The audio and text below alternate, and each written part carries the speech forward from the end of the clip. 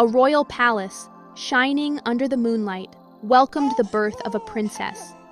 She was unlike any other child before her. She had no hair upon her head. At first, whispers filled the court. Nobles doubted whether such a child could ever be accepted as a true princess. But the queen held her close with love, and the king promised that their daughter, Amara, would one day prove herself greater than all doubts. Hear the news. Princess Amara is born. But look, no hair at all. Strange or not, she is the light of this kingdom. Mark my words, one day she will shine brighter than any jewel.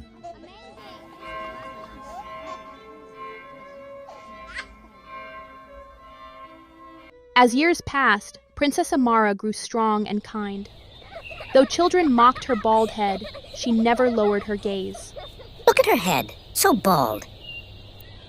She looks funny without braids.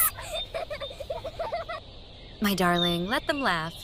One day, you'll shine brighter than all. Instead, she walked with pride, reminding herself that beauty was not in hair, but in the courage of the heart. She wore gowns of silver and lavender, crystal slippers on her feet, and her bare head shone softly in the sunlight like polished pearl.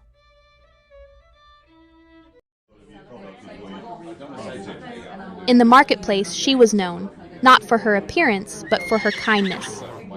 She gave bread to the poor, comforted the sick, and spoke gently to every child she met. Many villagers who once whispered against her began to see her true worth. They called her a princess of kindness, even before they called her beautiful. But peace did not last long. One evening, a messenger brought dreadful news. The kingdom's enchanted sunstone had been stolen by a shadow beast. Without the stone, the land fell into growing darkness. Fear spread across the villages, and even the bravest knights refused to face the beast.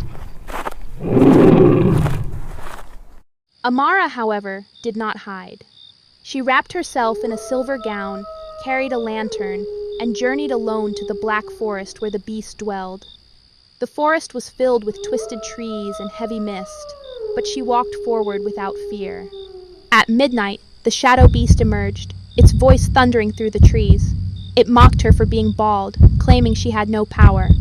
But Amara raised her face to the full moon, and in that moment, her smooth head reflected the moonlight like a mirror. The forest lit up with silver brilliance, and the beast shrieked in pain. The darkness broke apart, and the beast was forced to release the stolen sunstone before vanishing into smoke.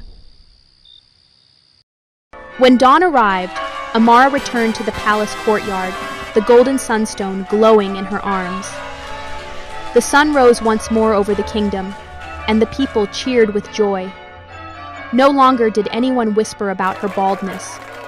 They spoke only of her courage, her strength, and the light she carried within.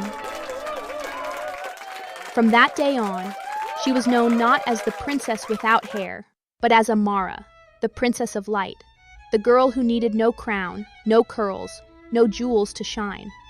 Her light came from her heart, and that light saved an entire kingdom.